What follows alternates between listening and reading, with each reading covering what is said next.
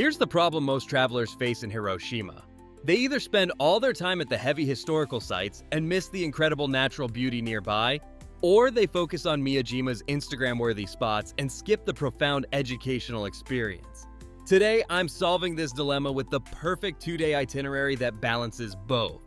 We've got 15 carefully timed activities that ensure you experience the full emotional spectrum of this region without feeling overwhelmed or like you missed something important.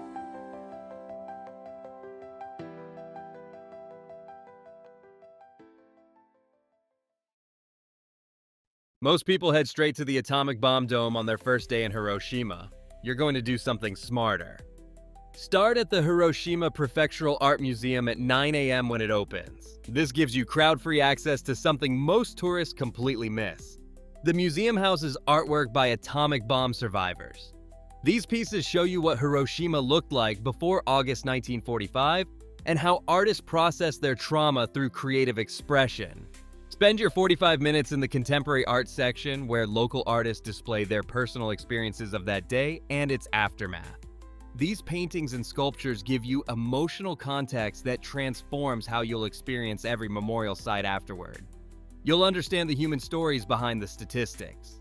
Leave by 9:45 a.m. for your perfectly timed next destination. Right next to the art museum sits Shukkeien Garden, a 400-year-old space that survived the atomic bomb. You'll spend exactly 1 hour here walking the circular path around the central pond. This garden shows you how Hiroshima chose to rebuild with beauty instead of just basic functionality. Look for the tea houses and stone bridges that were reconstructed using traditional Japanese methods. You can actually see where craftsmen incorporated original stones from the bomb-damaged structures into the new construction. These details show how the city honored its past while moving forward. The garden serves as your mental reset before visiting the heavier memorial sites. Walk slowly around the pond and notice how nature and human resilience work together here. Exit by 10:45 a.m. to beat the crowds at your next destination. The reconstructed Hiroshima Castle gives you something most visitors completely miss: a bird's-eye view of how this city was rebuilt after total destruction. Head to the 5th floor observation deck and spend 20 minutes looking out over modern Hiroshima. You can see the exact street layout and understand the massive scale of reconstruction that happened here. Next, spend 40 minutes in the Castle Museum learning about pre-war Hiroshima's role as a major military headquarters. The exhibits explain why this city became a target, giving you crucial background information that the Peace Memorial Park doesn't fully cover. You'll discover how Hiroshima's strategic military importance made it a deliberate choice for the atomic bomb. This 1-hour stop transforms your understanding from just knowing the bomb happened here to comprehending why it happened here and how they rebuilt afterward. Leave by 11:30 a.m. for your next emotionally intensive destination. At noon, you'll stand in front of the atomic bomb dome, the skeletal remains of the only building left standing near Ground Zero. This UNESCO World Heritage Site preserves humanity's most destructive moment exactly as it was found after the bombing. Walk around the dome for 15 to 30 minutes from different angles. Notice how the Czech architect's European design contrasts sharply with the traditional Japanese buildings nearby. The building's steel frame survived because it sat directly under the blast point. Everything else within a 1.6-kilometer radius was completely destroyed. These 15 to 30 minutes of careful observation give you the visual anchor for understanding the massive scale of destruction you'll learn about next. Cross the bridge at 12:30 p.m. to reach the Peace Park. Before we continue with our 2-day Hiroshima itinerary, if you're enjoying this video, make sure to hit that subscribe button for more travel guides just like this one. The Peace Memorial Park contains multiple monuments, but you need to follow a specific route to avoid getting overwhelmed. Start at the cenotaph and walk the direct line to the Peace Flame, then continue to the Memorial Mound. Most visitors wander randomly and miss how these monuments connect to tell a complete story. The park's designers created sightlines between each memorial that guide you chronologically through the events of that day and the ongoing remembrance efforts.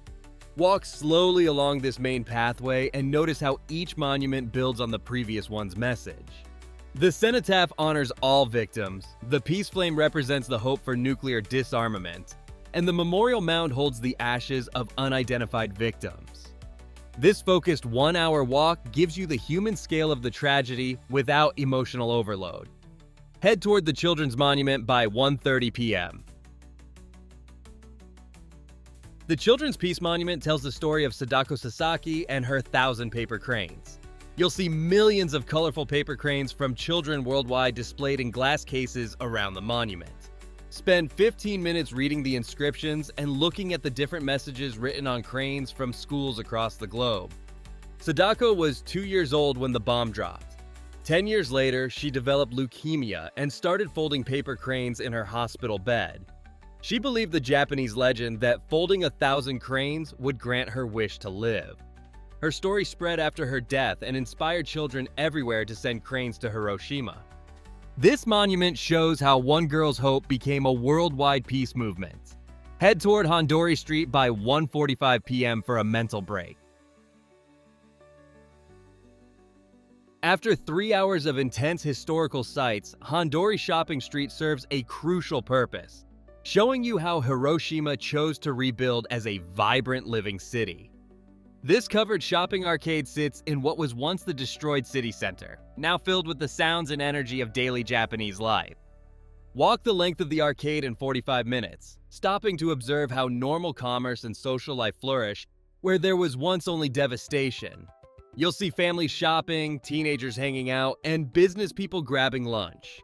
The street's modern design and bustling atmosphere represent Hiroshima's choice to move forward while remembering not to become a city frozen in tragedy. This brief immersion in contemporary Japanese urban life rebalances your emotional state and prepares you for the evening's culinary experience. Exit at 2:30 p.m. and head directly to Okonomimura.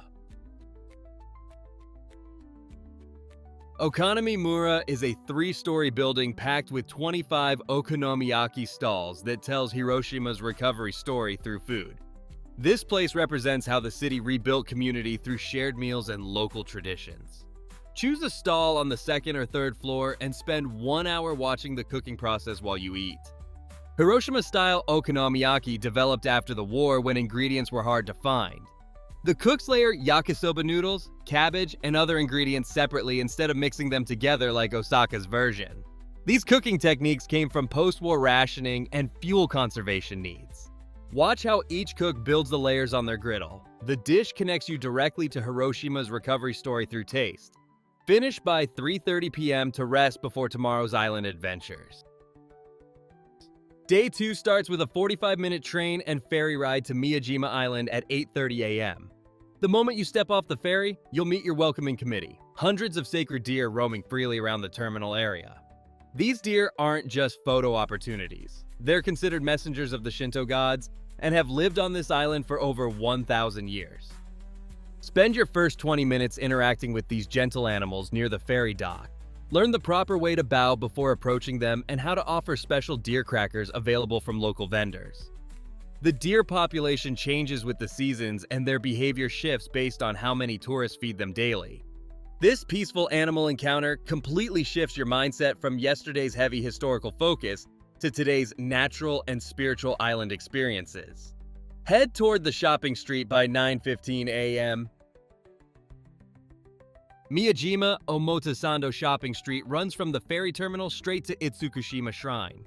This pedestrian street serves as your crash course in traditional Japanese sweets and street food. You'll see dozens of shops selling Momiji Manju, the island's signature maple leaf-shaped cakes. Most tourists grab the first ones they see, but you need to explore different shops for variety. Spend 1 hour walking the street and trying different fillings. Start with traditional red bean paste, then try custard, chocolate, and seasonal options like cherry blossom or chestnut. Watch the hand-pressing process at several shops. Each family business uses slightly different recipes passed down through generations. This food exploration shows you how regional specialties develop around local symbols. Continue toward the waterfront by 10:15 a.m. for fresh oysters. Miyajima's oysters connect you directly to the Sato Inland Sea's unique ecosystem and fishing traditions. These oysters taste different from anywhere else because of specific salinity levels where fresh water from multiple rivers meets the sea. order a mixed oyster platter at one of the waterfront stalls and spend 30 minutes comparing grilled, steamed, and raw preparations while watching the tidal changes. Look out at the oyster farming operations visible from the island. These farmers use traditional methods that work with natural tidal flows, creating a sustainable system refined over centuries. This meal connects your taste buds directly to the marine environment that shapes Miyajima's ecosystem and economy. Finish by 11 a.m. and head toward Itsukushima Shrine. The famous floating torii gate only truly floats at high tide, but low tide offers completely different photographic and spiritual experiences. Most visitors see either high tide or low tide, missing how the shrine's relationship with water changes throughout the day and creates different spiritual atmospheres. Spend 1 hour here during mid-tide transition, watching how the water level changes affect the shrine's appearance and the sounds of waves against the wooden structures. The shrine buildings are designed to rise and fall with tides, using flexible construction methods that have survived typhoons and earthquakes for over 1,400 years. This extended observation teaches you how Japanese sacred architecture works with natural forces rather than fighting them, creating harmony between human worship and environmental rhythms. Move to Senjokaku by noon. Hokoku Jinja's Senjokaku Pavilion was commissioned by Toyotomi Hideyoshi in 1587 but never completed. This massive wooden hall with 857 tatami mats sits unfinished by design. Its open walls and incomplete ceiling create unique acoustics and light patterns that change throughout the day. Spend 45 minutes sitting in the pavilion, observing how the incomplete architecture frames views of the shrine and sea below. The missing walls create natural picture windows that showcase different perspectives of the island. The building's unfinished state has become part of its spiritual appeal, representing the Buddhist concept that perfection and imperfection can coexist in sacred spaces. This meditation experience shows how architectural mistakes can become profound spiritual features. Head to Momijidani Park by 12:45 p.m. Momijidani Park serves as the base for Mount Misen access, but it's also a masterclass in how Japanese landscape design enhances natural seasonal changes. The park's maple trees create dramatically different experiences depending on season: spring green, summer shade, autumn fire, or winter structure. But the design works year-round. Walk the park's main path for 45 minutes, observing how the landscaping directs your eye towards specific views and creates rest spots that frame mountain and sea vistas. The park's design follows traditional Japanese principles of borrowed scenery, incorporating distant mountains and sea views as part of the immediate garden experience. This walk demonstrates how Japanese landscape architecture creates emotional journeys through space, preparing visitors mentally for spiritual or physical challenges ahead. Reach the ropeway station by 1:30 p.m. The Miyajima ropeway takes you partway up Mount Misen, but you need to hike the final 20 minutes to reach the summit. From 535 meters above sea level, you can see the entire Seto Inland Sea with hundreds of islands scattered across the water. This view helps you understand the geographic scope of this region for the first time. Spend 45 minutes at the summit exploring the ancient Buddhist temple ruins and observatory. Take time to identify islands and landmarks from your elevated perspective. The summit's eternal flame has burned for over 1,200 years since the monk Kobo Daishi established it. This connects you to centuries of pilgrims who made this same journey. Begin your descent by 3 p.m. to catch the ferry back to Hiroshima. These 15 strategically timed activities create emotional balance between Hiroshima's heavy history and Miyajima's natural beauty. Proper timing transforms tourism into meaningful cultural education.